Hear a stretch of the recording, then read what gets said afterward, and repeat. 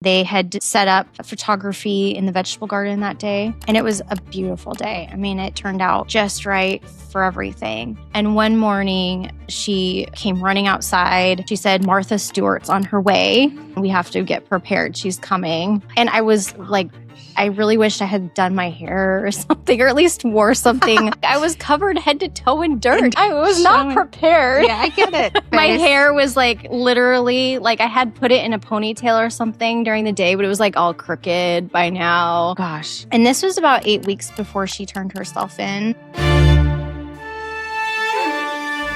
Welcome to Intrepid Storytelling, where the brave, the courageous, the dauntless, and the resolutely fearless share their journeys of hope, grit, and transformation. These are the voices of the valiant, those who dare to rise, to dream, and to tell their truth out loud. Because every story has the power to inspire, and yours just might change the world. I'm your host, Deanna Powell.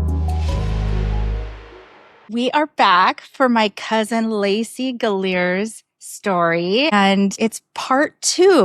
And I have a feeling this might even go longer than a part 2, but let's see how far we get today. We have so many different facets to our stories that imagine who knows your whole story says you should write a book, you know, because you have so many different chapters. And what's cool about a podcast is you can just tell all the chapters.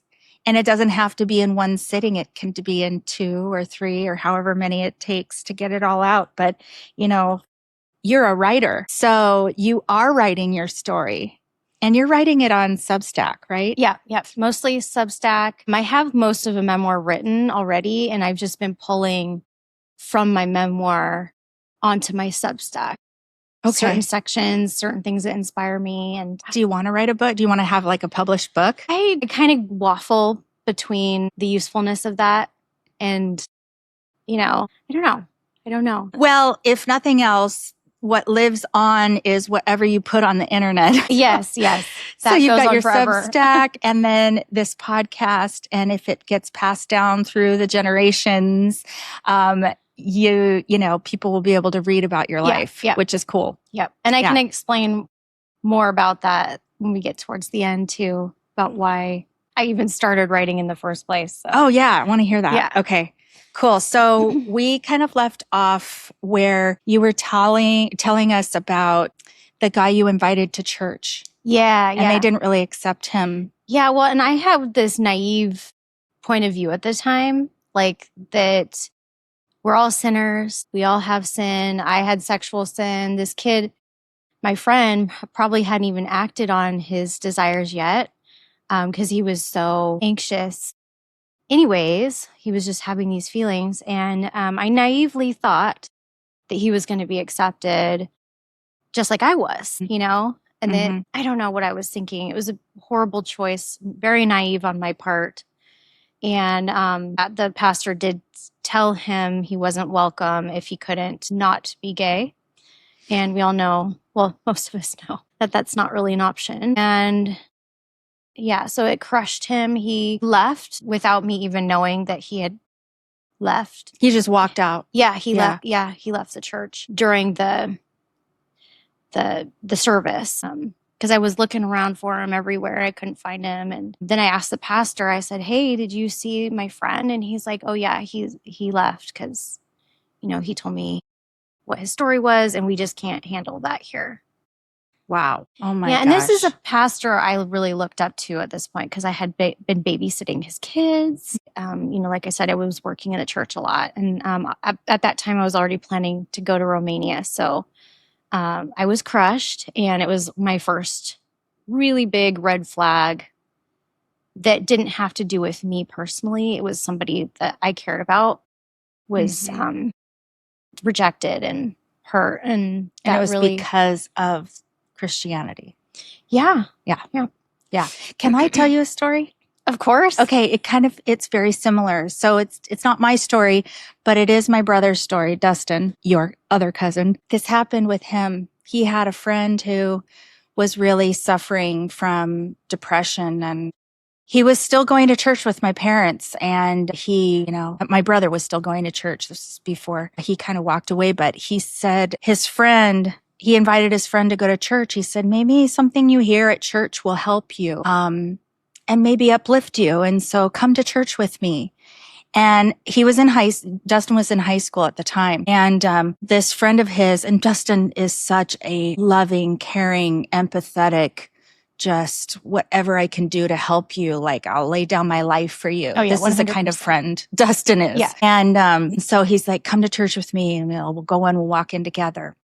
Well, this kid friend of his had been like smoking cigarettes or whatever on his way to church. And when he walked in, he smelled like smoke. And before he even stepped foot inside the church, my parents said, oh, no, you can't come in smelling like smoke. You can't come to church. And turned him away. What? Yeah. And because that's a sin in the Bible. Yeah. I shalt think not it was smoke. more about like, I don't want anybody that comes in with me making me look bad.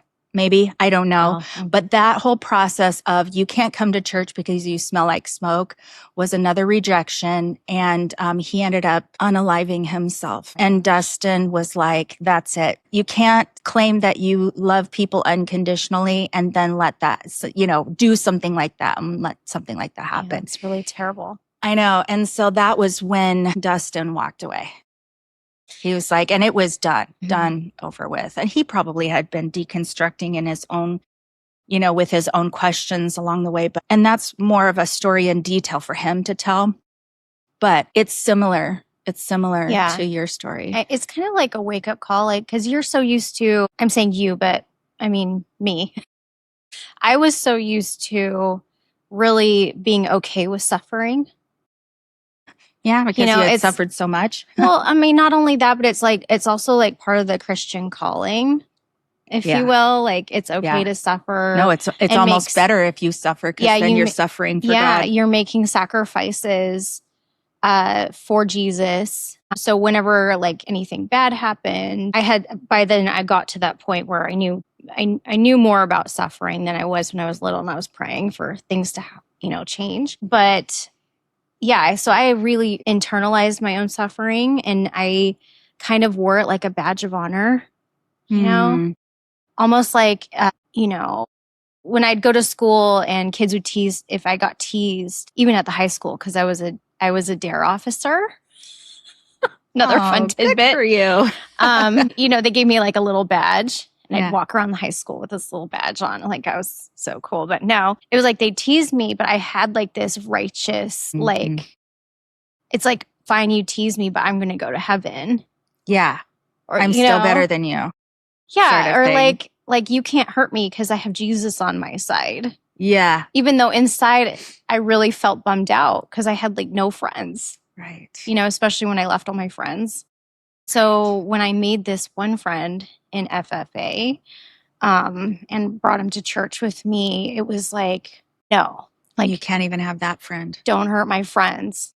Like, that was like, huge impact on me. So it didn't make me leave, though, because I was already bought into going to Romania and helping these orphans, because there were lots of orphans in Romania because the dictator that was in power before he fell had banned abortion and had really strict laws surrounding children and things like that, because he wanted to boost the population at the time. And what it did was it did allow for a population boom. However, people weren't equipped to take care of the kids. So they were left abandoned a lot of times. They had open, I think, if I'm remembering it correctly, and I apologize for anyone out there who knows more about this than me, is that there was a policy where if you did abandon your child, you weren't going to get arrested or anything like that. Oh. So people would have the kids and then they'd just give them up. And the story I was told when I was in church is that there were so many babies in these orphanages, and I'm so sorry to say this, that they were like stacked, like in beds, like bread on a. Oh my gosh, on a bread, like a bread. Yeah, like you see at a bakery. Yeah. Like there were babies like just stacked up. Like that's it. That's what they said to kind of motivate us to go. Wow. And I was just crushed. Like, I'm like, no. And so the plan was we were going to go and stay with the kids and like help them with their physical, kind of like physical therapy, like playing with them and like, because a lot of them had eyesight problems. A lot couldn't walk because they were severely neglected in these orphanages. Well, yeah. I mean, just laying in your muscles atrophy. Exactly.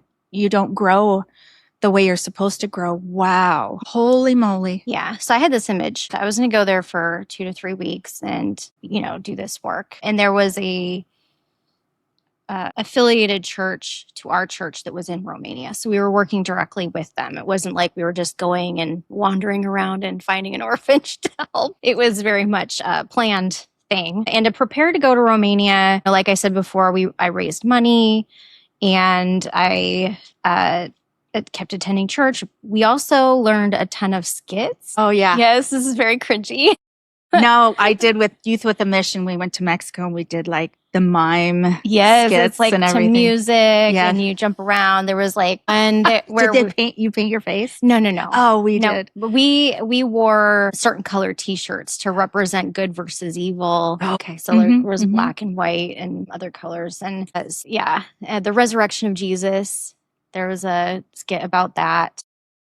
There was also other worship music that was just more upbeat and happy. So we'd have different skits for that. And I just thought it was kind of like we would just do this, like maybe they were planning for us to do a show one of the nights to the orphans, like to kind of cheer them up. Yeah, that's usually and like evangelize. Yeah, evangelize to them. You're spreading the message. Exactly.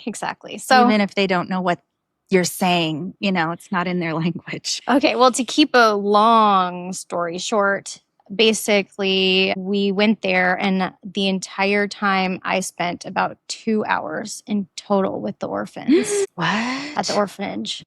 What were you doing besides? We were evangelizing the whole time on the streets, doing the skits every day. Oh. So you didn't even get to be with the kids at all? Just for 2 hours one day. Oh my gosh. And it was really heartbreaking because the 2 little girls that I got to kind of pal around with, they were both like, I want to say between 5 years old and 6 years old, but they were much tinier than their age. And one of them couldn't see. They definitely had their issues. But I wanted so badly to just like put them in my suitcase and like take them back to America to get the care they needed. Yeah. It was very heartbreaking, and I was frustrated. Did you learn about any kind of program that they did for helping them get adopted or?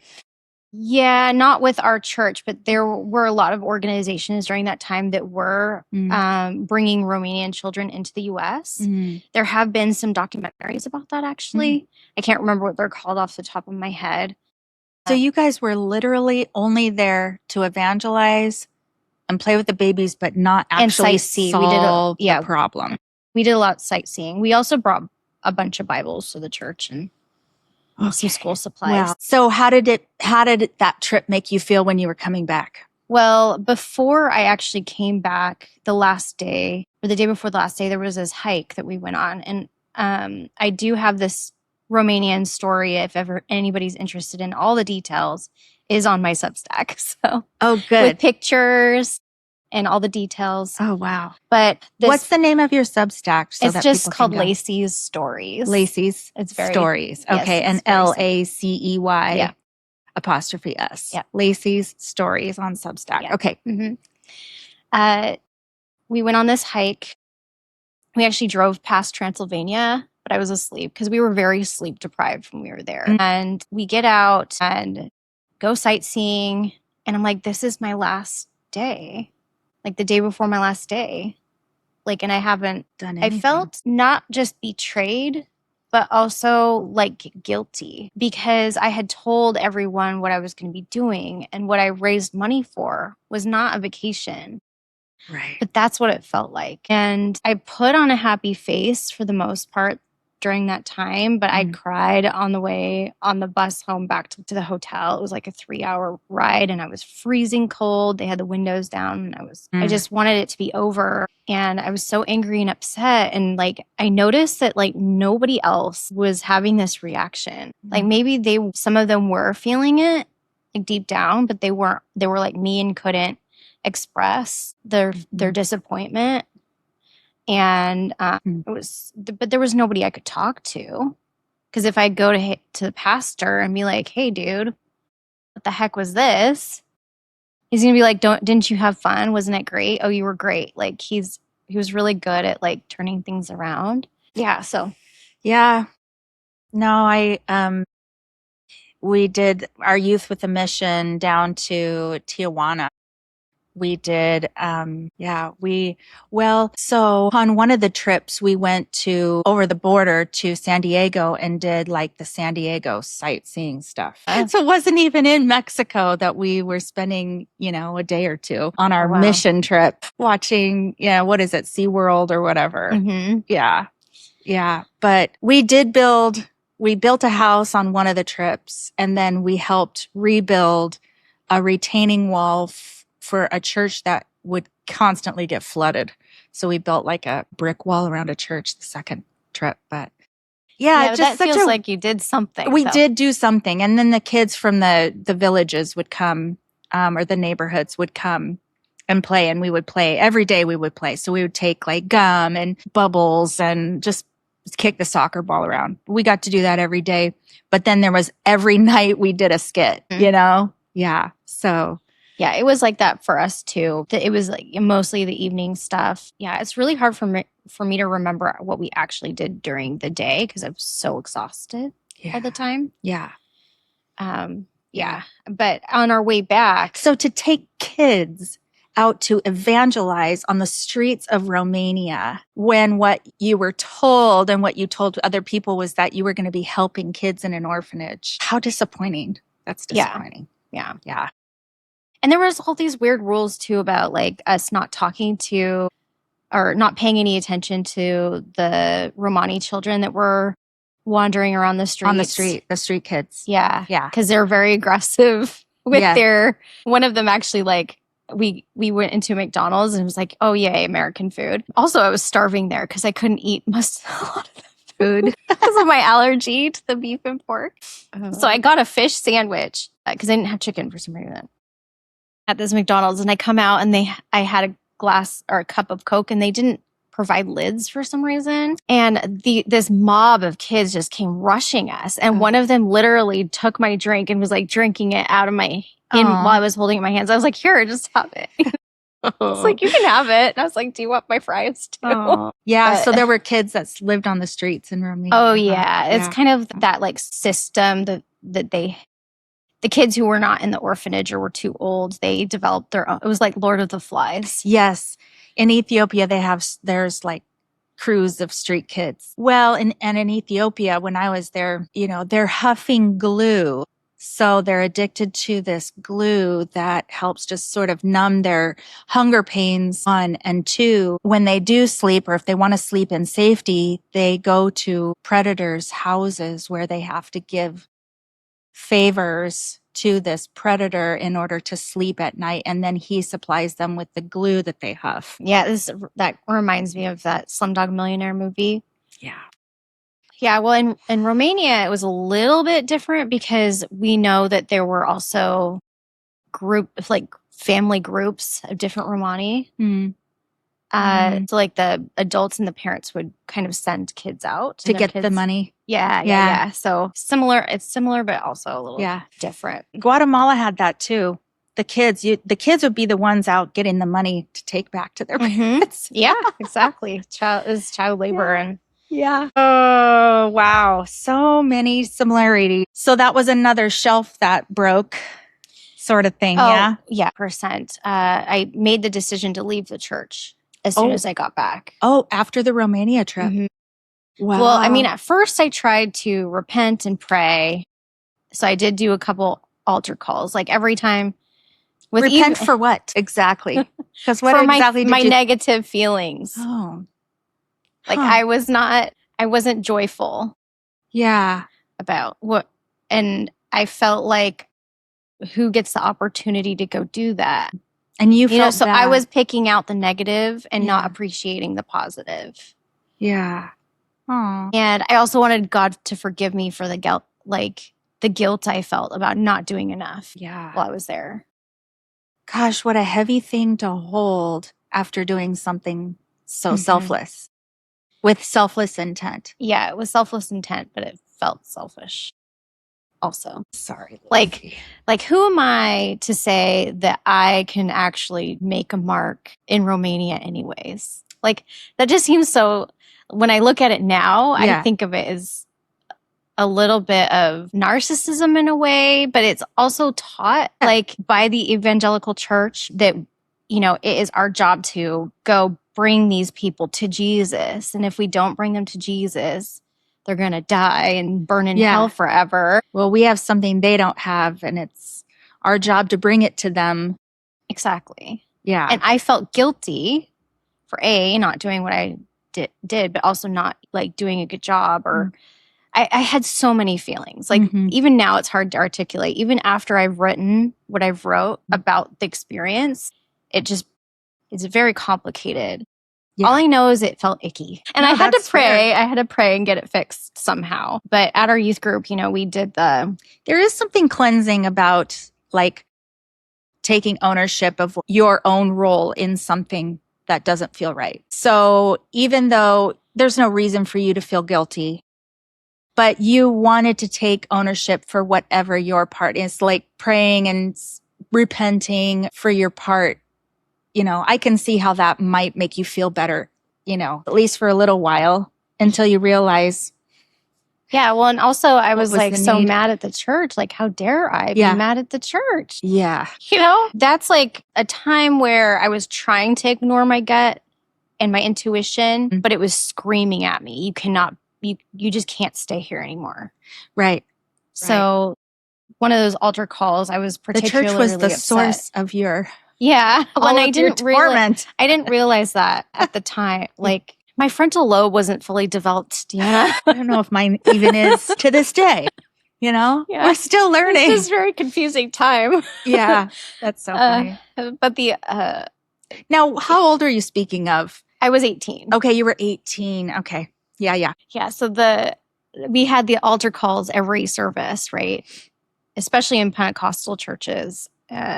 There's always an altar call where you repent and you ask Jesus to forgive you. You get him in your heart, which is very Pentecostal, or I think it's called Calvinistic.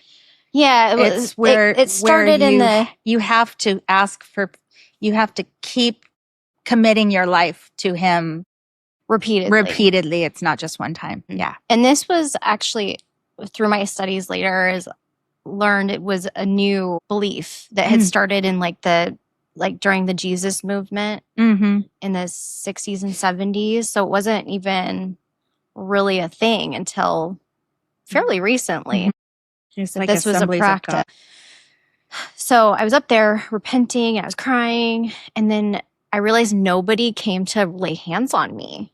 Like usually if you see a friend go up there and they're sobbing, they, you know, come up and lay hands on and pray for you. And nobody was doing that. So then I felt rejected also. And I was like, okay, I think that maybe I've been sending off vibes, like just unconsciously. You know how like on a day where you're just in a bad mood and everybody's like, are you all right? And you're like, I'm fine, I'm fine, I'm fine. I must have been like that or something. Where people just didn't even want to come in. And also I had stopped serving so much, like because I had. It was like they were punishing you by not coming to. Yeah, or they were like starting to do the shunning thing a little bit, like pushing me out because I stopped volunteering. And what happened was I got that second job, right, at the Orchid Conservatory. And I had started that right before I went to Romania. And so I was like maxed on time. I was doing 2 jobs. And also my boyfriend came back. You can't have two jobs, Lacey. You can't have two jobs. You can't. Well, my boyfriend came back from Seattle. He flunked out. So he came back, and then he had confessed to me that he had cheated on me while he was there with this older woman. Like, she was like definitely older. Anyways, it's his story. And so I had forgiven him and all that, but he wanted to go to church because he felt terrible. Like, he really did feel bad. But he didn't want to go to my church. He might have been kicked out, or because he's a man, he might have been forgiven and welcomed. Yeah, I don't know. He just never had the right vibe with it. And so we started going to Scandia. It's called Scandia Knowles Bible Church or something. And so I was swapping Sundays, going to that church one Sunday. So my attendance was low also. Interesting. Jeez. It's crazy how judgmental these people can be. The Scandia Bible Church was much more like centered kind of with what I knew church was like. Like a lot more like the Baptist church in their music, like singing hymns. And do you know what kind of denomination it was? It's non-denom. It's just a small Bible church. Okay. Yeah. Very chill, but very like you had to wear dresses. So I hated that part. Oh, yeah. I hated it. I'm like, I'm going back in time. That's so funny. But the contrast between the two churches is really wild. Like loud music, dark lights, their bright lights, quiet music. Open your hymnals to yes page. That's so funny. It's like our church in Pollock Pines. So neither of them felt like home for me. So eventually I moved out of my mom's. So this is like very successional. I move out of my mom's. I start a third job with a really cool lady who had a garden by the Hood Canal Bridge at 5 acres, gorgeous place. I would go and water her plants. That's how I started. Where did you live? Well, when I moved from my mom's house, I moved to Bremerton. Okay. In old military housing. My rent was $450 a month. That would have been cool. Yeah, but the carpet, when we walked in, it stank. It was like bad. I had to do I rented a rug doctor from the grocery store I worked at. That's so funny. Rug doctored the hell out of it. And did it work? It took care of the worst of it, I think. Lots of candles, things like that. But it's more of the dangerous part of Bremerton. That's why it was so cheap too, which I had no awareness of. I was just going about my life, moving in where it seemed okay with my boyfriend. And then when that happened, we stopped going to church altogether because we knew that they were going to judge us for that. So I started the job with the lady. This is around 2002. My mom gets sober. So right after I move in with him out of the house, I'm finally free of the stress. I wonder, what was it that, without telling her story for her, what was it that she was like, I'm done? Well, she was traveling a lot for work at that point. And one of the mornings she woke up and she didn't know where she was. And it scared her. Yeah. Yeah. So she got herself in rehab that next week. Oh, that's good. Yeah. But I was mad. I was so mad at her because this is my selfishness or whatever you want to label it. It's okay. I thought that she saved her sobriety for when I was gone. Like almost like she needed me around. And when I was gone. Yeah. Like she couldn't have gotten sober for you. Right. How come she couldn't have gotten sober for you? And that's before I learned a lot more about alcoholism and things like that. You know, what can I say? I was still a teenager. Yeah, no, I mean, your feelings are valid. Your feelings are valid. And I'm sure you've had that conversation with her many times. Yeah. But everybody has their rock bottom and it's totally different for every single person. Yeah. Like, Mom, how dare you time your rock bottom for when it was inconvenient for me? Yeah, that's funny. But I'm sure she carries a little bit of guilt.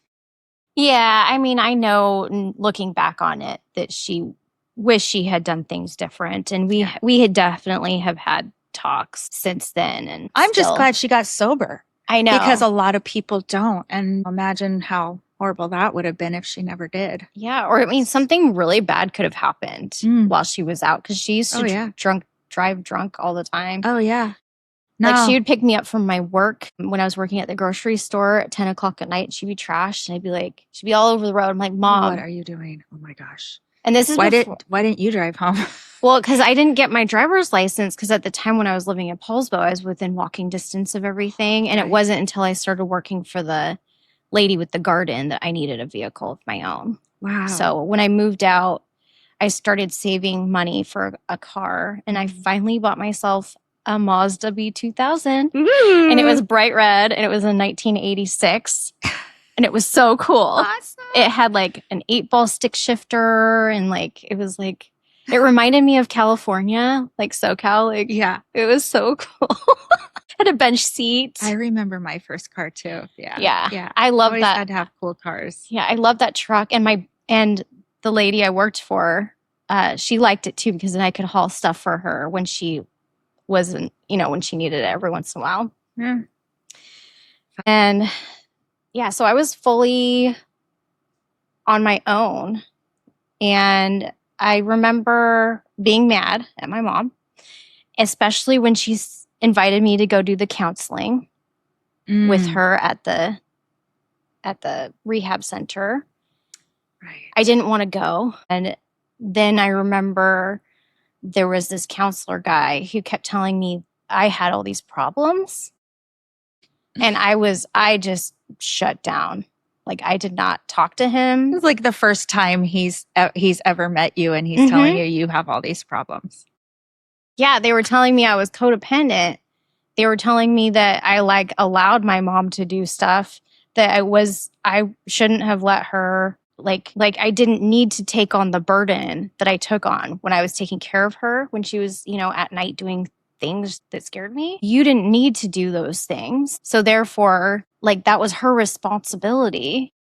Which is true, but they shouldn't be blaming you for that. Yes. The whole codependency thing anyway is just, I don't think is accurate. No. I feel like people who are put in positions where they're scared, they will do things to protect themselves. Mm-hmm. And I was protecting myself. Well, and you had to take care of yourself. And it's not what else were you supposed to do? Yeah. What was I going to do if my mom got arrested, for example? Or getting in the car with her while she was drunk. I guess I could have walked home in the dark, but that's not safe either. No. I think, I don't know, because I've been on the rehab side of it, where I'm in rehab and people are coming to see me. And I think that counselors sometimes say things because even though they're talking to you, they're trying to get the person who's in, your mom, they're saying it so that your mom will hear it. Yeah. Oh, my mom heard it. Instead of, she heard it and then ran with it. Yeah. That's the thing. So now she's blaming you? Well, no, after that, she was convinced that I needed to go to therapy for her alcoholism, or I needed to join Al-Anon. And for me, that's not something I was interested in. I felt like going and listening to other people talk about it was just going to make me more depressed and more angry, not helping. I get it. And it's when you're this is just my point of view. Okay, I don't want to offend anyone who has had success with Al-Anon or AA. It just wasn't a good fit for me. It's almost felt like the situation was my fault that I was in, when really I didn't have any control over it in the first place. So now why do I have to get treatment? Mm-hmm. Right. Can't I just move on with my life? Yeah. Yeah. And for some people, Al-Anon is a support group. In your case, it was almost like you were being forced to do it, right? Yeah, and it's not like it was going to be helpful for you. It was more of a, And everybody goes to AA or Al-Anon or any of those, Narcotics Anonymous and all of that. They go for their own reasons. And even in my own situation, just to make you feel better. For a long time, AA worked for me because, one, it was forced on me because I had to get my slip signed for the courts. But I continued to go because I really liked the people I was in there with. I made friends, but it wasn't the meeting that I loved. It was the people that I loved. The meeting itself and the act of talking about alcohol and telling your story, it was like a constant reminder of alcohol. Let's talk about alcohol. Let's talk about our rock bottom. Let's just, Yeah, and and then I'm you're like, I thinking of- really don't want to talk about this or even think about it anymore because I have zero desire to ever go back to that moment ever again. And so it started to feel like I'm getting anxiety being here. So I had to stop going, and I miss everybody. I love them so much. I miss them so much, but I just don't go anymore because for me, it's a trigger. I'm not willing to put myself in a situation where I even want to think about it. Yeah. I don't want to think about alcohol, and I don't. I mean, every once in a while I have like this thought, and then I'm like, oh, yuck, that's poison. And I have my way of saying no. I don't need personally. I don't need to go to a meeting to stay sober. Some people do though, and it's totally valid for them. And maybe your mom kind of felt like, well, maybe this will help. Maybe if there's some resentment or whatever, because for some people it does work. Well, but I can see your side for sure. And I know she was uncomfortable with the resentment because at that time I wasn't afraid to hide it from her. Yeah. I was like actively like, just don't. And she wanted you to stop resenting her. Don't try to be nice to me now. Like, don't try to get on my good side now. Yeah. You know, like, well, like I'm not ready. It was like so abrupt too. Yeah. It wasn't like a slow change. You know, like a lot of changes happen over time. And for me, this was just so abrupt and so in my face. It was like I wasn't, and I'd been used to her being a certain way forever. Yeah. Yeah. And all of a sudden it was like different. And it wasn't for a long time that we would talk and things, but we wouldn't get deep or anything. Yeah.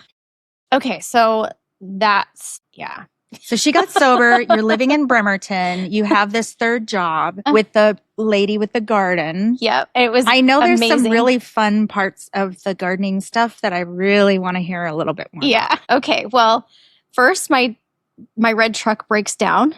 Okay. Which is funny because shocker. I only had it for 2 months and the engine blew on me. So then I had to park it. And then my boyfriend and I were sharing a car. Okay.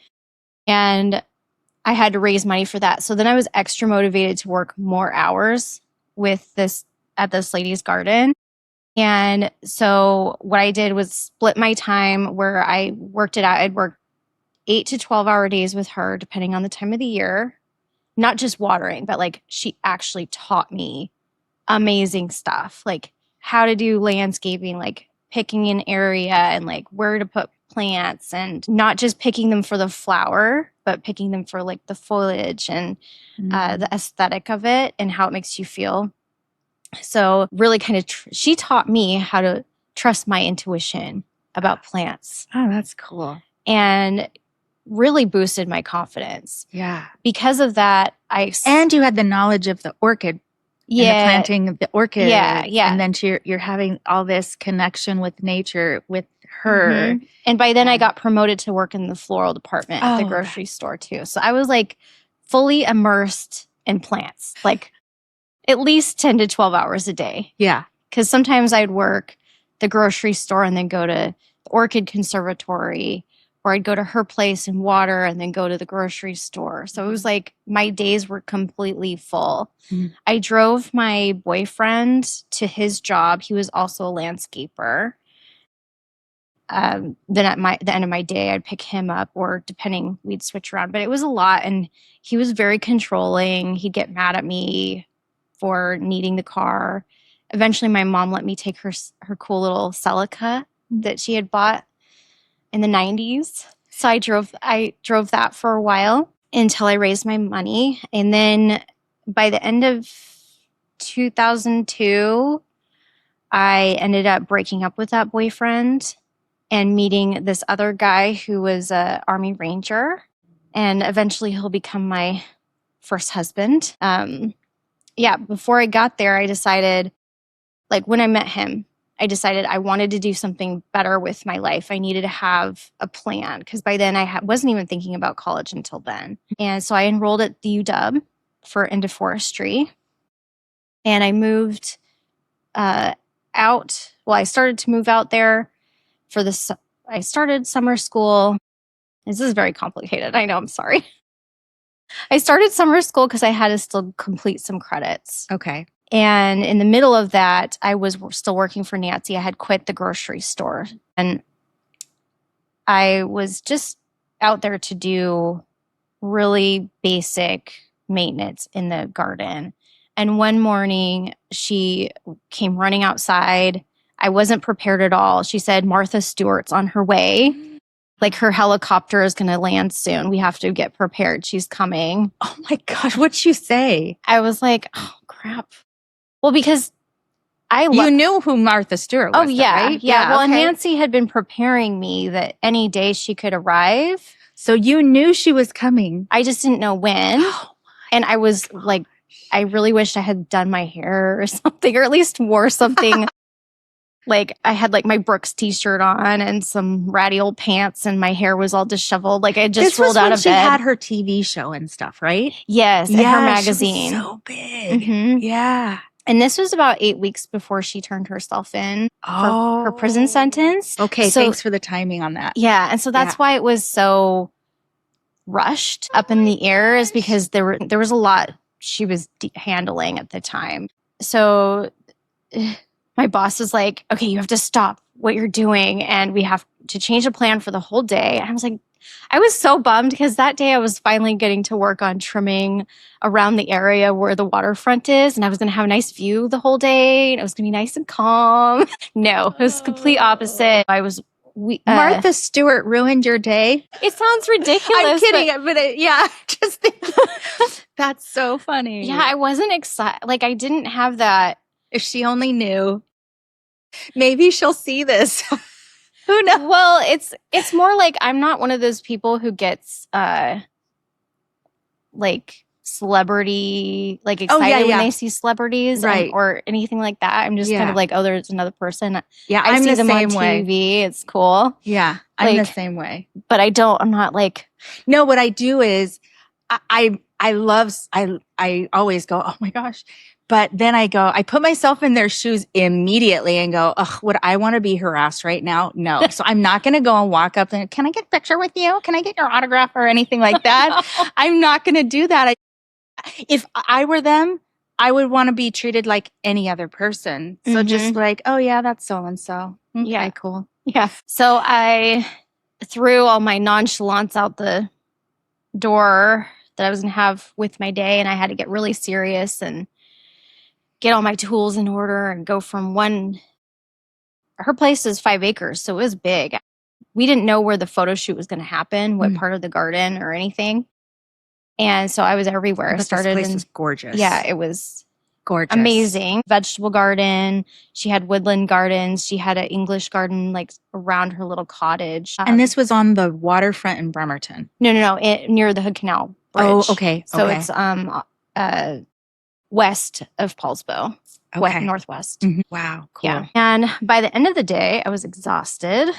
And they had set up photography in the vegetable garden that day. And it was a beautiful day. I mean, it turned out just right for everything. And when they were kind of like midway, it was around 6 o'clock at night. By then I was starving and I was like ready to go home. Like I'd been there. My boss came over. She's like, do you want to meet Martha? And I was like, okay, I'll go meet her. You know, like I can't just pass it.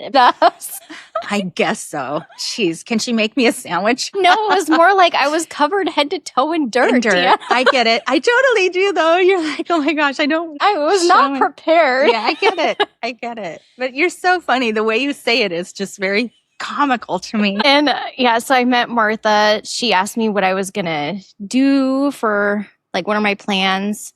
And I said I was going to start working at the UW. And she said, you know, like, obviously I had really good work ethic and that she could see me accomplishing whatever I decided. And I was like, oh, that's so nice. That's so nice. And then Nancy. Did you get a recommendation letter from Martha Stewart? No. Cool. My boss, Nancy, came over and said, would you mind doing a picture? Like she was asking Martha. And she's like, oh, not at all. And she had her clippers out and she posed, and I'm like standing there like a statue, like I looked terrified. With smudged dirt on your face. Yeah, my hair was like literally, like I had put it in a ponytail or something during the day, but it was like all crooked by now. Gosh. And my gosh. Do you still have that photo? Oh, yeah. It's on my Substack if anybody wants to see it. Oh, your Substack. Yes. That's so good. Yeah, that's that post is under a different title. I can't remember off the top of my head what I made, but it's about specifically my plant journey. That's so like cool. gardening and That's I so love cool. Plant, you got gardening advice and accolades from Martha Stewart. What a cool story. Yeah, I love that. Yeah. It was a really nice, like it upped to my confidence a little bit. Yeah. You know, Nancy was always really my boss and my boss at the conservatory. They were always helping me with my confidence. Yeah. You know, and at that time I didn't have adults in my life ever help me with that. Yeah. Right. Like, in fact, if you were working on your confidence, you were being selfish. Right. So I had zero self-esteem. You know, that's a good, because I always ask when I do interviews, I always say, when you were growing up, who were some of the most significant relationships in your life that sort of helped shape your worldview and that you kind of look back and go, they inspired me. And so Nancy was one of those people. Oh, yeah. Yeah. That's so cool. Do you still talk to her? Off and on, she has a very busy life, as do I. Well, yes, you do. Yeah. You're right. But we do run into each other at Heronswood or at the Flower and Garden Show or at the local plant nursery. That's so cool. Catch up. Yeah. Yeah. Yeah. And another influential person, I guess we could say, would be my stepdad.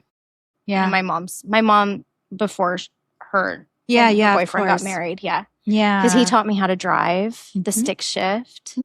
Like I said, we made dinners. I helped him work on the house in Kingston. So he taught me all kinds of like construction stuff. And I was very active, very busy kid. Those are really good things to know because like I as well, even though I watched Grandpa and my dad build two of the houses that we lived in Placerville, that's where I kind of learned how to hammer a nail and just use power drills. And but my dad always used all of that stuff. And like I'm not intimidated by IKEA furniture. Right. Let's put it that way. Me neither. You pull out a box and we're like, okay, let's get started. My husband wants nothing to do with it unless it's absolutely a 2-person job.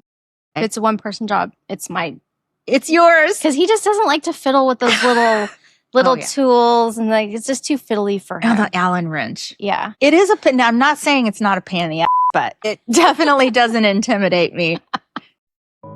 Buying or selling real estate isn't just a transaction, it's personal. And that's why I like to treat my clients like their family. I'm Deanna Powell with the Intrepid Home Team at Realty One Group, Orca Gold in Bellevue, Washington. With over 25 years of experience in negotiations, mortgage, title, and escrow, I deliver a true VIP client experience on every transaction, whether it's residential, luxury homes, or land. I listen first, negotiate fiercely, and protect your best interest every step of the way. With offices and partners in all 50 U.S. states, plus 30 different countries and territories around the world, you can be confident that your real estate needs will be met in every and any area you make your move. If you want expertise, integrity, and results, call me today, Deanna Powell, with the Intrepid Home Team, because every move deserves VIP treatment. I can be reached on my mobile phone 425-777-6998 or email me at team@intrepidhometeam.com.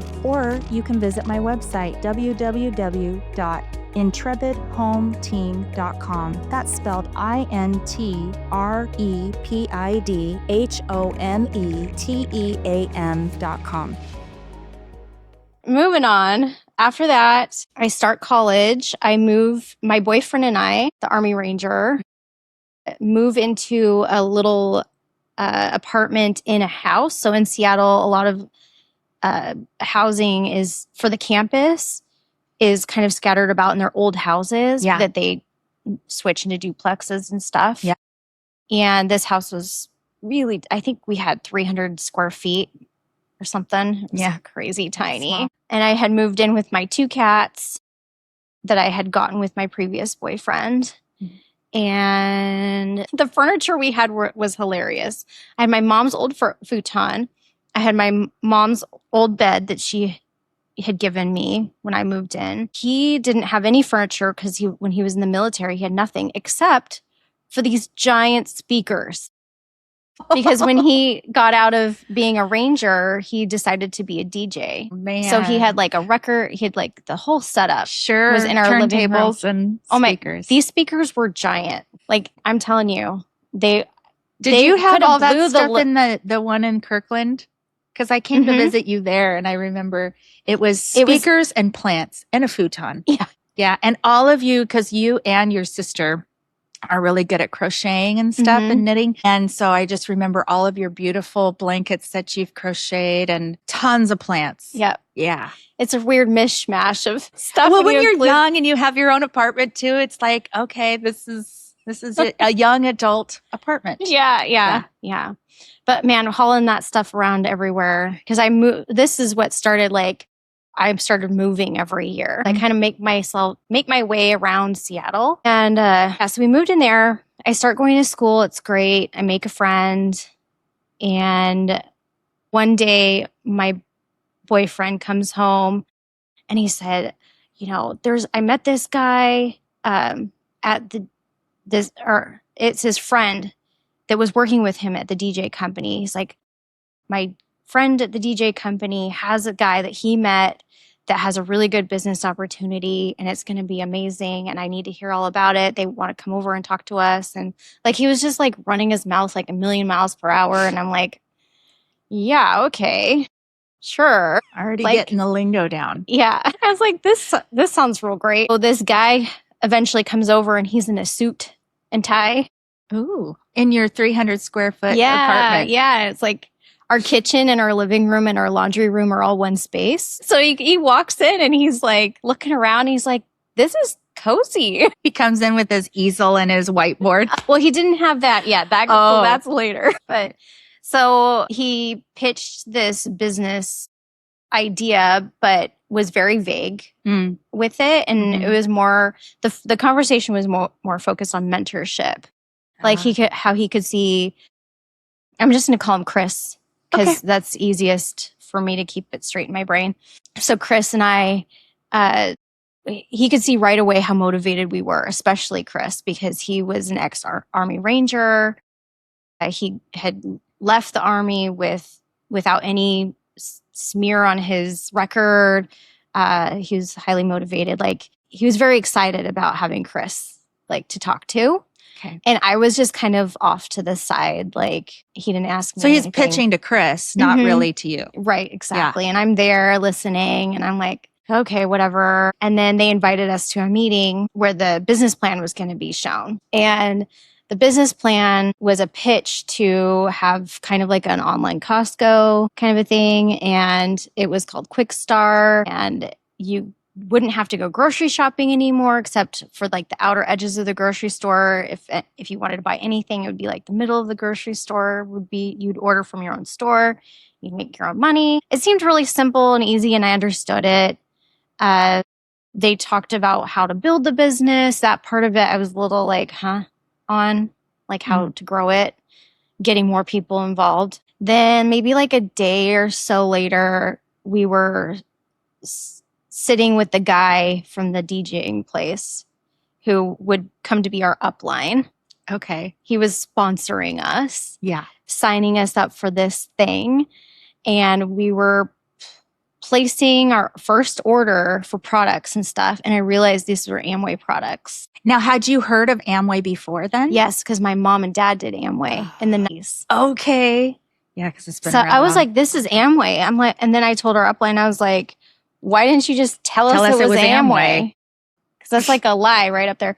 They're like, oh, Amway had like a bad rap and blah, blah, blah. And so we changed the name. We changed, like, him. Okay. So long story short, Amway became my life. Like, I totally bought into it.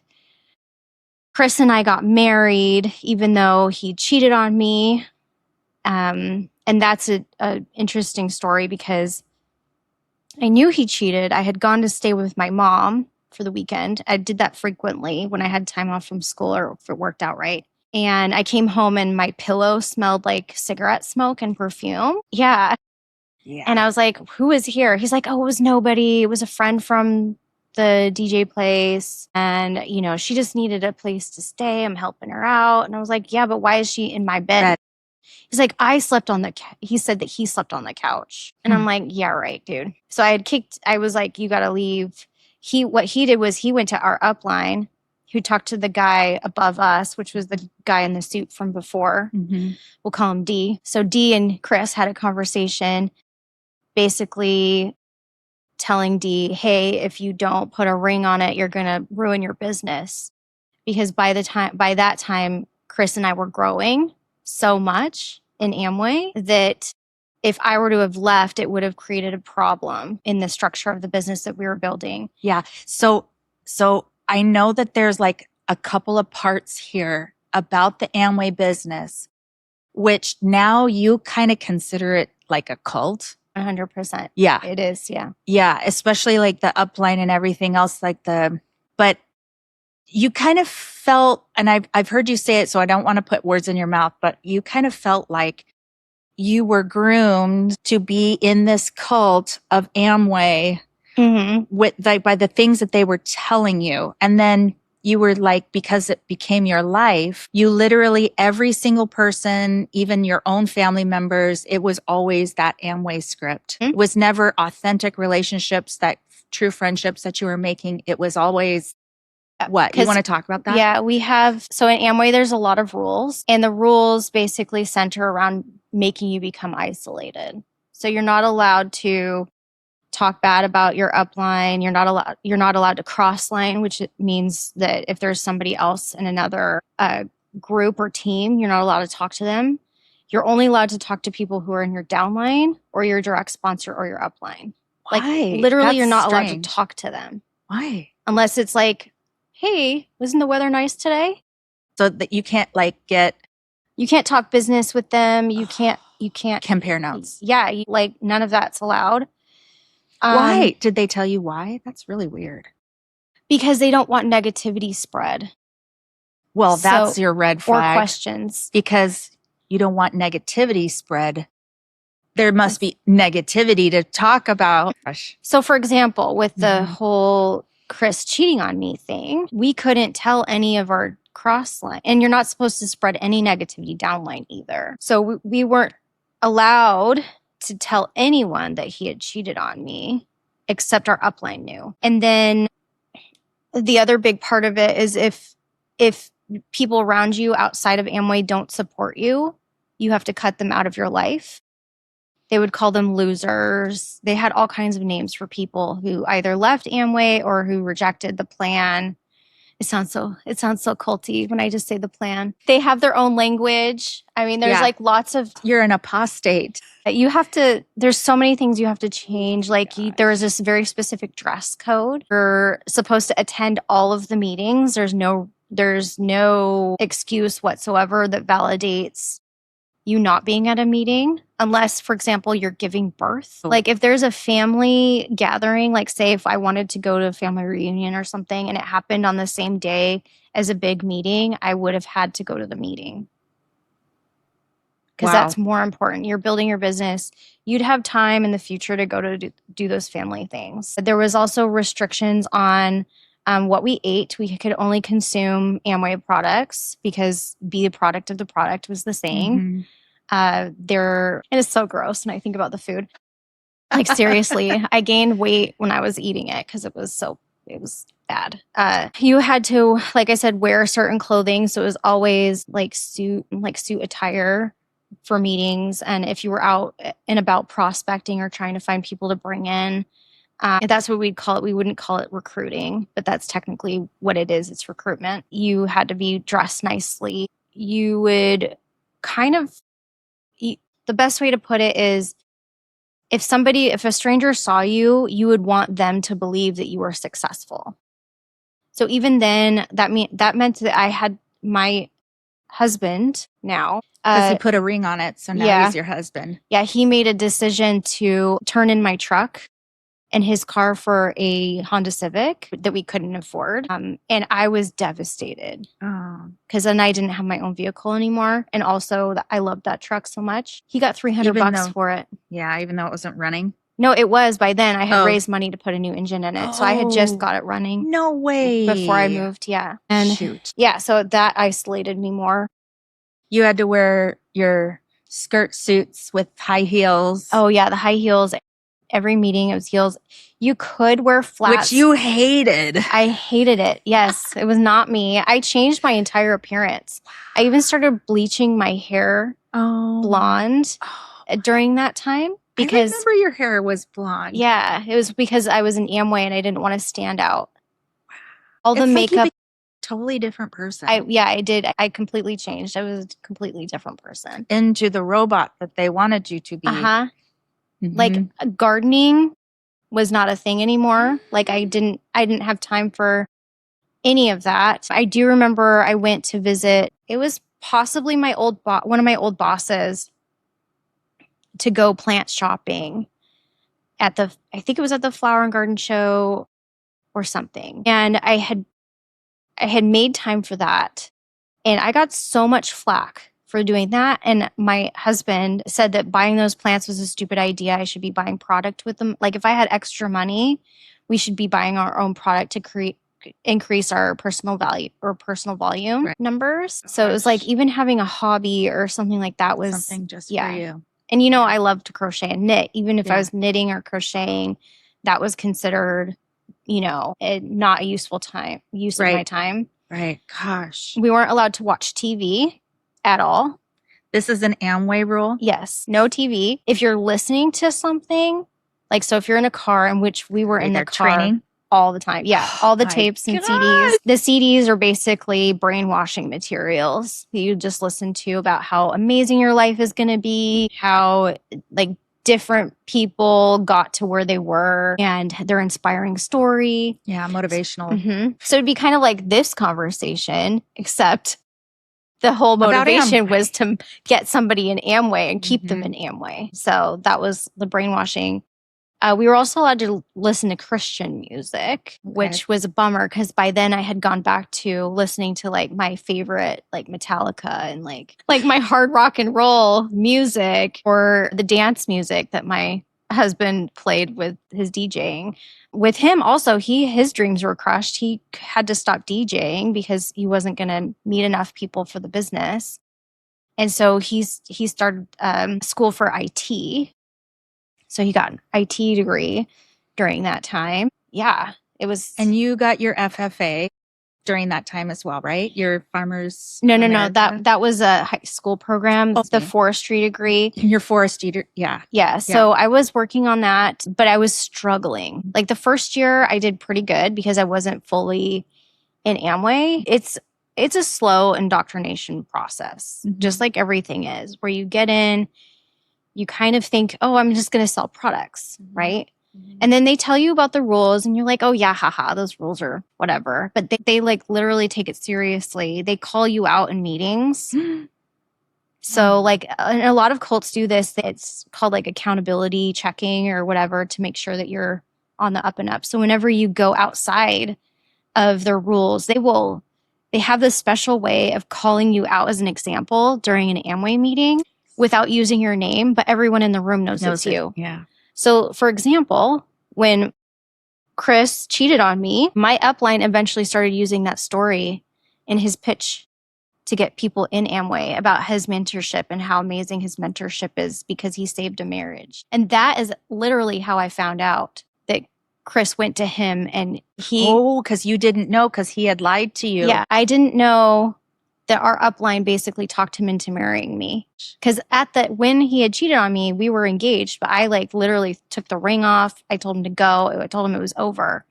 He came back begging me and swearing to me up and down that he was never going to do it again and all this stuff. Yeah, it was fun times. Oh my gosh. Okay, I'm connecting dots. All right. Yeah, and I do have a 6-part series on my Substack about Amway.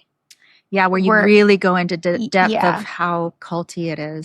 I break down how they get you in, how they turn you into a person who starts recruiting people, a lot of examples of the damage and so on. So if you want super detail about this story. Plus you were on another podcast, right? About the cult of Amway. Yeah. So I was on Roberta Blevin's podcast. It's called Life After MLM.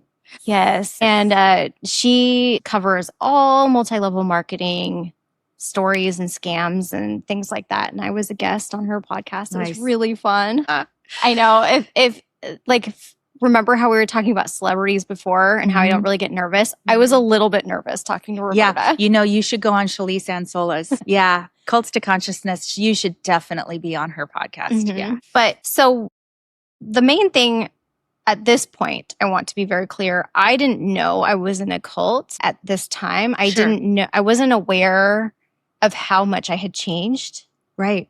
Because it was over time. Yeah. And I did lose family relationships. I lost friends. By the end of it, I had no friends except for the people that were in Amway. And yes, that was really tough because when things fell apart, it really fell apart in a very explosive way. Oh boy.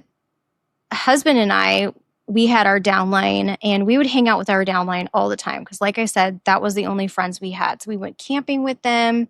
On rare occasions, we weren't doing Amway. We had parties at our house. We drank, even though that was against the Amway rules. Yeah, we had fun. So this particular couple that we were mentoring, we shouldn't have been in this position at all, but we were because that was how the business was structured.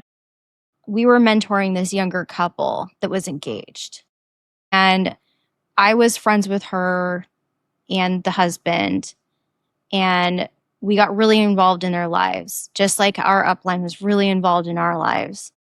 And we were invited to be in their wedding even. I was going to be one of the bridesmaids. I even helped her pick out her dress. I met her family.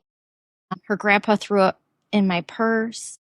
Her grandpa threw up in your purse at the wedding? No, it was like before the wedding or something. It was like... Well, now you really know each other. I was like, really gross. Because I think they had been drinking a whole lot. Oh, yeah. Yeah. So come to find out, he had actually been sleeping with her. Yeah. And I found out, the way I found out was that I was a little late on my period. And I thought, gosh, I might be pregnant. So I told him, I was like, hey, I know that this is not what we're planning, because in Amway, you're not supposed to have kids until you have gotten to a certain level in the business. So they highly discourage. Wow, it's like almost Scientology. Yeah, I'm like, when I say so literally culty. Every aspect of your life, I'm not kidding. Wow. And by then I was in Amway for 4 years. Yeah. Or 3 years, around there. Every conversation though, I'm sure, because I've done a couple of MLMs too, and it's like, every person you meet, there's a script. You talk to them this way and with hopes that then you can start pitching the business. It's like you can't even have any genuine friendships. I was really good at that too. Really? Going out and talking to strangers and starting a conversation to see if they were a good candidate. Yeah. Yeah. But even with friends and family, if they write you off too, then you just don't talk to them anymore. Wow. Yeah. So I told him I might be pregnant. And it was a false alarm, but he freaked out. He's like, you can't be pregnant. And I'm like, why? And then he confessed that he had been sleeping with this girl.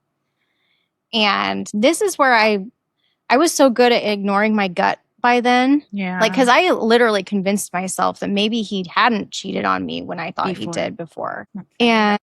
And then there were also other instances before this where I thought, okay, this is a weird interaction we're having with some of the other girls in the business, or even I started working at the company he was working at he made me quit school. Sorry, I'm reminiscing a little bit about what it would have been like if I would have stayed in college at UW and not quit because of Amway. Yeah. Because they thought that college degrees were a waste of time. So when I quit doing college, I got a job at the cable company my husband was working at. And there were girls there that were shocked and appalled that I was married to him. They were like, I didn't even know he was married. And these very weird interactions. And so my gut was telling me all this time, one, he didn't talk about you. Two, he didn't act like he was married, probably. Right. Yeah. When I'm certain that he slept with 2 of them that were there. That wouldn't be surprising. Yeah, because he had invited them over to our house. Anyways, I'm pretty certain now that he had relationships with them. Inappropriate relationships. But the downline one was a big deal because now it's like, okay, what do? We have to tell our upline, because it was one of the cardinal rules that he broke, because you're not supposed to cheat on people. It's one of the main cardinal rules, actually. Especially with your downline. Yeah. Because now you messed your whole business up. Mm-hmm. So what ended up happening is he left with her. They started their own business downline from a diamond that was still in the group that we were in. So the diamonds are like the higher sparkly whatever. And then there's the emeralds and rubies and platinums. Mm-hmm. Our platinum was under this diamond. So he and this girl got moved to another platinum under the diamond so that his business could still run. What about yours? I kept everyone. You kept everyone. He kept the business? No, he had to start over. Okay, good. But the problem with that whole beautiful idea is that we weren't allowed to tell anybody why or what happened. Sure. And also they have a very Christian way of, like, everything is really, covering it up. Well, there's that. But like, women are not respected to run the business. Oh yeah. Hierarchy. So I was more of the person behind the scenes, taking care of all the paperwork and making sure all the orders were done correctly, calling all of our downline to make sure that they were doing their orders and, busy work. And he was the one that was like out getting people to come in to the business, building it. Because if we had somebody build the business, he would be the one mentoring them. And if there was a girl involved, then I would help the girl. But the guys are not allowed to mentor the women. Okay. And likewise, I'm not allowed to mentor the men. So when our business structure changed, I ended up having to keep what we had built intact, and that was almost impossible. And so I lost probably half my business, which was okay. Like, honestly, at that time, I didn't have any energy. I was devastated. Yeah. I was completely isolated by that point because I had quit that job working at the cable company and started working as a nanny over in Seattle. So I was commuting from Kirkland to Seattle by then. Oh, and the reason why we moved to Kirkland originally is to get closer to our upline. Okay. So that's why we were over there after I quit school. And so what he was doing is he was continuing this affair while I was in Seattle, while I was gone during the day. And one of the days that I came home after I found out they were cheating, she had already moved in to our apartment. Oh my gosh. And I came home because what ended up happening is I ended up staying at the place I was nannying for. I stayed there for 2 nights after I found out he was cheating because I couldn't stay there. So he moved his girlfriend in 2 days. So I had called my mom and I said, hey, I have to come home. I can't go back. So I went there to our apartment to grab some stuff, and she was there. And like, I had tried before this moment, or maybe it was a couple weeks later, to confront her and be like, hey, you need to back off my man or whatever. Like, I did scramble a little bit before I realized it was fully over. Yeah. So I ended up moving. Me and my cats moved back to Paulsbo or Kingston by this time because the house was done. Wow. And I was all alone. I know that feeling though. Yeah. Because after my first divorce ended, it just was like, I couldn't even get out of bed. No, and I didn't. Oh, that's what it was. So one of the nights that I had been at my mom's, he called me, and that's when he confessed. Because after I thought I was pregnant, I was upset, couldn't figure out why. I decided to go to my mom's. Was there. He called me in the middle of the night and told me he was cheating on me. That's what it was. And then when I got back is when she was moved in. That's right. My timeline gets a little wonky because I was so traumatized. Well, yeah. Yeah. I've blocked out so much, huge chunks of my life trauma. Yeah. Yeah. Over the years. But it was so upsetting too, because the lady I was nannying for was actually a really great person. I worked with her at Ravenna Gardens, which is another job I had while I was in college. Was that the one in Kirkland? Yeah, so I Yeah, I worked remember seeing that in was there. the second one I worked at. The first one was in the U Village next to the college, so I'd go to work there and back. Such a beautiful shop. Yeah. I know. Now the only one that exists is in the U Village. So if anybody gets there, like little bee in their bonnet and want to go see a cool plant store, go visit Ravenna Gardens in the U in the U Village. Yeah. That's so fun. Yeah. So I was still in Amway, though. I didn't leave Amway yet. I had a very close relationship with my upline still. Dee and his wife, we talked almost every day. They tried to encourage me. I kept going to conferences. I tried to show up for my downline. It was really hard, though. It was like I was a failure. Mm-hmm. You know, and that's that indoctrination. And it was so hard to put a happy face on, but that was what was required of me at these meetings, is I had to pretend everything was good and fine so that because you were not allowed to make anything feel negative. Yeah, so I started going back to church in Paulsbo. Sister and brother-in-law started inviting me to their church because my sister moved up here by then. And I this is just like within a few weeks of my divorce getting final. Like I broke up with Chris in September. Our divorce was finalized in November. And then I met a new man by the end of November. It was like right at Thanksgiving. Gosh. Because my upline was like, you need to, basically be married, find someone to replace a replacement. Oh my gosh. You have to be married. Oh my gosh. Yeah. Well, they said it would be really good for your business if you found someone to fill those shoes. So, and I had to still prospect people. So, and I was in a new place. One of my motivations to go back to church was to find new prospects. I know that sounds like really gross, but that's one of my that's my whole life was centered around Amway. Yeah. The cult of Amway. Well, and so when you met the second guy, was he already in the business or just somebody you met at church? No, I met him at church. Okay. His name is also Chris, which is really funny. Remember going, oh, wait. The first Chris is with the K. The second Chris is with the C. I apologize for how confusing that is, but they just follow me around. I mean, even to the point where the girl and the guy that my husband cheated on me with, the girl, fiance, his name was also Chris. No way.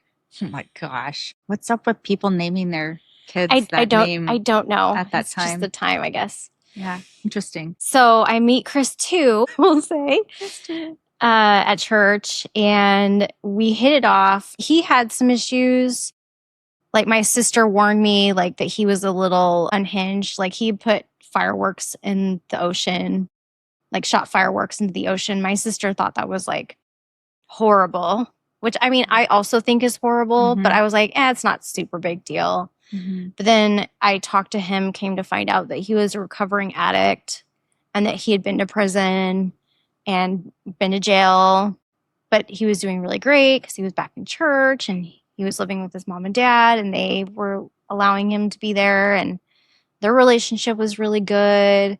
I write in my memoir, I don't think I've posted it on Substack yet, about that whole interaction of how he kind of talked me into a relationship with him.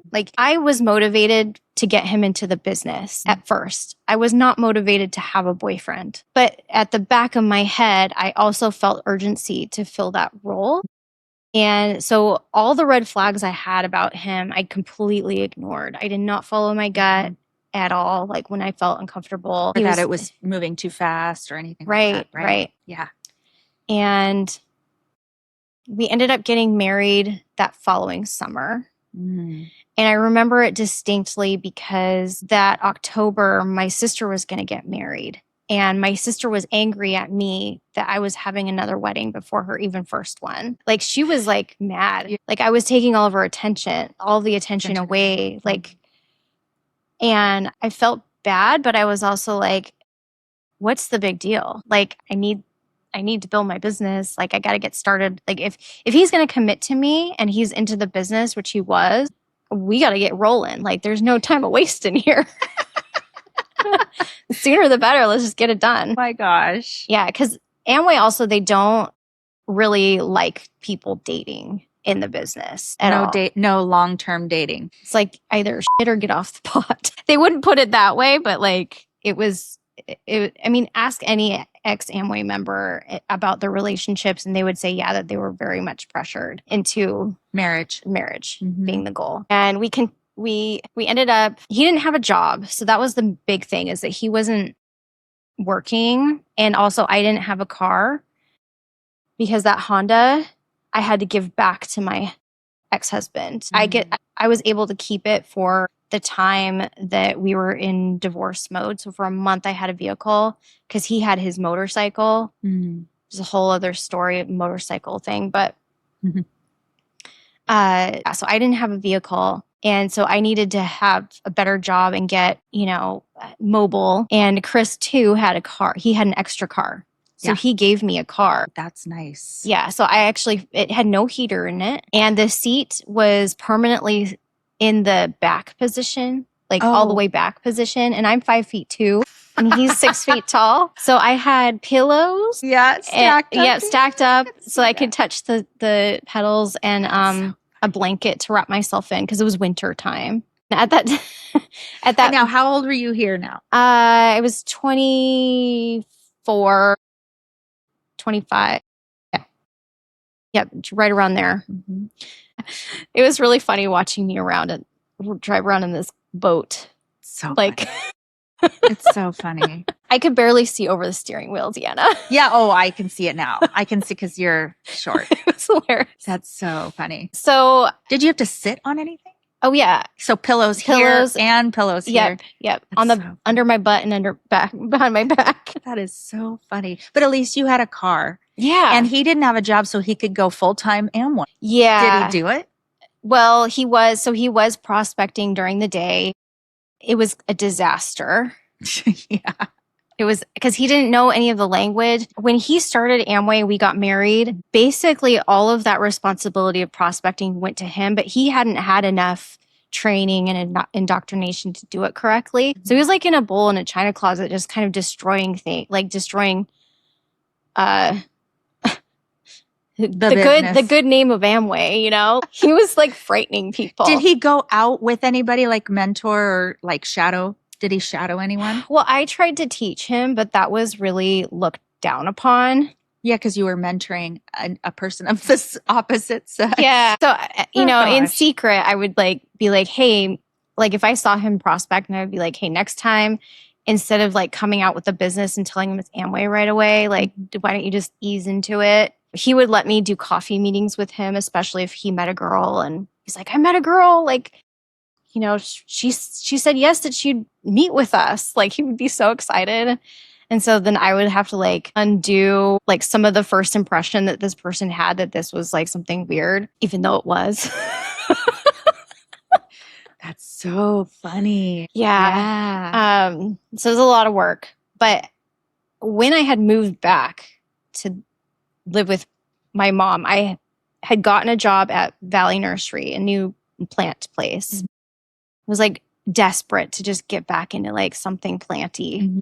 And at the time, the Orchid Conservatory wasn't hiring full-time. So I also worked part-time there, working on refurbishing a cabin next door. So it was not orchids.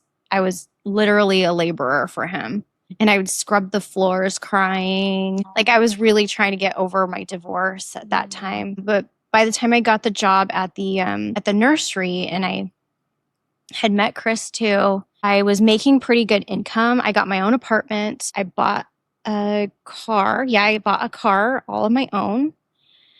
Not as cool as my Mazda. It was a Hyundai Accent. It was a little roller skate wrapped in tinfoil. That's so funny.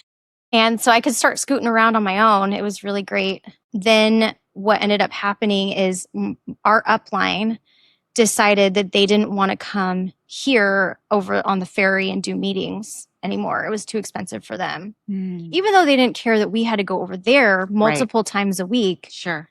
And this is something that I didn't talk about yet is how many meetings there were. There was a weekly meeting. Then there was also, we had to pick up our orders, our like reoccurring order. They call it ditto every week. So we'd have to go over there, pick that up. And then once a month, there was a big meeting in town. And then every 3 months, there was a big conference. So, and then you could have as many board plan meetings as needed. So like, say if I really met somebody that was excited, we would either go over to Seattle for them to meet our upline, or our upline would come here. And those nights would just be so late. We'd be so tired, stay out till 2:00 in the morning, several times a week. Then take the ferry back. I was still doing that. Wow. Jeez. After my divorce and when I met Chris too. Wow. With the jobs. And so by then I was like, yeah, it is getting exhausting. So our upline got both of us jobs. So he got a job with somebody cross-line, which would seem illegal in the company, but they were desperate for us to go over there. And then they got me a job at a gastroenterology clinic in Northgate, which I was like, I am not going to get this job. Like, it's so out. Like, I have zero experience in an office. I've been working outdoors my whole life. Like, except for the job with the cable company. And they hired me to work in medical records because my closest upline, not D and his wife, but the one in between, he had come back into the loop and felt bad. So he started mentoring me again. Because at first he kind of took my ex-husband. He was devastated by losing that relationship, we'll say, because they were actually close. And they worked hard on getting us the job. But then what ended up happening is that it was like we were with our upline all day long. Every day I was with my upline at work. Yeah. He was at his job with upline. Oh my I was at gosh. my job with my upline. My gosh. Did they feel like parents? Were they close in age to you? Or They were close in age to us. Okay. Yeah. Do you feel like that was almost so that they could keep an eye on you, or just they're trying to preserve their business? They're trying to preserve their business because we were their biggest leg. Dang. That's what they call it, legs. Yes. So, God. yeah. We had only made like 1,000. We were making 1,000 P personal volume a month. And when I got divorced, it dropped down quite a bit because I couldn't buy as much product as I was when I was married. And then we had customers, but it was like, somebody wanting to buy one thing of soap, and the soap would last forever. So it was like every 3 months. Wow. So But you got probably some good work experience at that office job. I did. I got a ton of experience. I had to, learn how to be professional in a different way. I mean, Amway gave me, that's one thing that was good about Amway is they did teach me how to put on a professional face. Speaking? Did you do a lot of speaking? I didn't really do a lot of speaking necessarily, but it was like more like I was so practiced at speaking with strangers by then. It was almost like a natural to go into when I went from medical records to working front desk and checking in patients and stuff like that. It was fine. Things were rolling around, but the problem is when you're with your upline at the same job, you're also prospecting the same people. Oh, yeah. So I couldn't prospect anybody at work. And that was kind of a relief in a way. Yeah. That I wasn't under that pressure because all my other jobs, I was like, I wonder if that person would be good in Amway, and make little conversations and make those determinations like yay or nay or whatever. Because not only are you investing in having that person be in your business, but you're investing in that person as a person. Do I want to spend so much time with this person or not? Because if you get someone in your downline that rubs you the wrong way or is irritating, you're stuck with them. There's no getting out of it unless they quit. Yeah. And you don't want them to quit. Especially if they're good at bringing in new people. Uh-huh. Yeah, it's That's it's a weird position to be in, and it's not natural. Well, I'm making kind of like a weird correlation with evangelical Christianity. Oh, you are? A little bit, like right now, just like how you prospecting is also kind of like evangelizing. Oh, yeah. Mm-hmm. Or bringing, and youth group. Bringing people to church. Yeah, youth group was high in like pressuring us to bring a friend from school to church services. Yeah. Yeah. So what was church like then while you were sort of doing this transition with the new Chris? So that's when we started going to Mars Hill. Yeah. Yeah. Mars Hill. Yes. Did you go to the Bellevue campus? Yep. So this was while you were living, but you were living over here? No, we had moved over to Northgate. Okay, you were living in Northgate. So the Bellevue campus wasn't too far away. Sure. So that's where we started. Did you know that Mars Hill had started, though, in Ballard, I believe? Mm-hmm. Yeah, so that would have been closer to Northgate at that time, but you were going to the Bellevue. No, I was going to the Ballard one. Sorry. You're going I to get Ballard. the B ones mixed up. Oh, okay. Because my mom grew up in Ballard. Yeah. You grew up in Bellevue. Yeah. It's like Yeah. those, Right. all the B's. Yeah. So, yeah. And Mars Hill did have a giant campus in Bellevue near the end. Yeah, that's where they moved to. Yeah. So we started going to the Ballard campus. It was the big black box. Mm-hmm. That's what I'd call it. It was the big black box in the corner. Mm-hmm. The building, for anyone who's like, what's that? It's like literally, it was an old warehouse, brick. They painted it completely black. And it just had the sign Mars Hill on it. Mm-hmm. And you didn't know what it was until you knew what it was. Yeah. Well, at the time, it was kind of the cool place to go. It was the church that. It was a hip church. Yeah. Yeah. It was cool. Like everybody wanted to go there. Yeah. A lot of people I know had at least gone there once or twice if they visited. And then people just couldn't stop talking about how, you go in and the music is so good and the feeling is so cool. And yeah, I mean, I remember when that church first started, my friends who had been going all of our life growing up, they had gone to Foursquare, but then they started going to Mars Hill and that was just, oh yeah. Yeah. Oh, Foursquare. That's a whole nother topic. Really?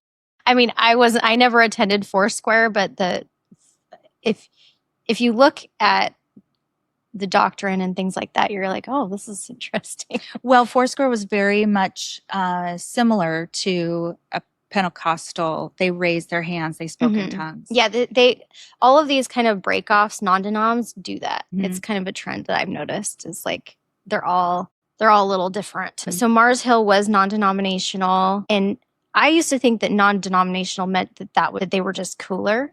Yeah, because there's no denomination. There's nobody ruling over them. But now what I've come to find out is that the reason why there's denomination in place is that there's oversight to protect the people from bad, quote unquote, bad doctrine. Mm-hmm. And so there's kind of like independent fundamental Baptists. Yes. Because they can say we're independent, we don't have oversight. We are our own, we have our own this, and another can be independent and they have their own independent. Right. And denominational churches also have their own schools many times. So the pastors will actually have graduated from those schools and then they get sent out to plant a new church or take over a church or something like that. So they're very much versed in what the doctrine should be. But non-denoms, like literally, I could start a non-denominational church tomorrow if I wanted. And guess what? My dad did. Oh, wow. Yeah, it wasn't. I mean, my dad wasn't the pastor, but he and my mom did the music, and then we had been neighbors in our commune neighborhood in Placerville, where we all lived on Grandpa's property. Well, they lived just right up the hill. I won't say their names, but yeah, he and his wife were the pastors, and we did. Our family did the music, and we started the church in their living room. Here, when we moved to the Seattle area, their house was out in English Hill, Redmond. Oh, that's funny. Yeah, and we would meet in their living room. Before then, we grew big enough to outgrow the living room. We moved and we started doing church in the multipurpose room at the elementary school that was right around it was the school that was right down the street from our house. Yeah. That's crazy. Yeah. Well, and I don't want to say like all non-denominational churches are bad, but if you're going to a non-denominational church, I would just say be cautious, because a lot of non-denominational churches can become very fringe over time, and there's no protection for the people. It's actually a really scary position to be in. But if you're like starting a home church and, like it's attached to an actual yeah, like organization or I would just say be very careful. You trust your gut. Like that's your best barometer. Like if something doesn't feel right, like get out of there. If it feels good, if the people in your community are making you happy, they're bringing joy to your life, not anxiety or sorrow. Fear. You know, that's very important. Yeah, that's like my best advice on that is like really follow your intuition. Well, right. That's why Ryan Meeks's church did so well, because he wanted to make sure everybody was feeling good about what he had started. Yeah. Yeah. And it worked until it didn't. Well, it would have worked if people weren't so judgmental. Yeah. Because the only reason why that church really fell, well, that's not true, because he had started deconstructing before he made the announcement about the LGBTQ affirmation. But yeah, I mean, if he hadn't had the questions that then started making the doubts, he still would have said, yes, we are going to affirm the LGBTQ community and we will love them no matter what. This should be an easy yes. And even still, so many people left his church. It still would thrive if people just, feel so strongly about not including gay people in their church. Well, the only thing I have to say about that is if you're a true Christian and you love your neighbor like Jesus said, you would love them. Well, and if you believe that the Bible is true, you can just go and read that it wasn't actually a thing, anything in the Bible that says anything against it. But we don't have to go down that rabbit hole. I know, it's a big rabbit hole. It's a really big one. I'm trying not to go down those big rabbit holes. It's so funny because now that we are where we are, which we're not there at that part of your story yet, but now just to kind of fast forward, the more you learn and the more you open yourself up to like, okay, it's okay to question, it's okay to learn some of this stuff. Yeah. It's actually freeing to let all of that go. There's freedom in walking away from all of that fear. But anyway. Well, now for me, I just find it fascinating, like all this stuff. So if I get too nerdy when I talk about anything. No, I love the nerdy stuff. Like, cut it off. No. And because we're at the Mars Hill part of your story, this might be a good place for us to say, let's come back and really talk about that. Yeah, because it's huge. Part 3. Yeah. Yeah. I have emails to share with you guys. I have been wanting to know about these emails because you got kicked out of that church, and I want to know like what happened. If today's story moved or inspired you, please take a moment to share this episode with someone who needs a spark of courage. Your 5-star rating and short review help these brave, courageous, and resolutely fearless stories reach even more hearts. And if you're watching on YouTube, don't forget to like, subscribe, and hit that bell so you never miss an episode of Intrepid Storytelling. Thanks for listening.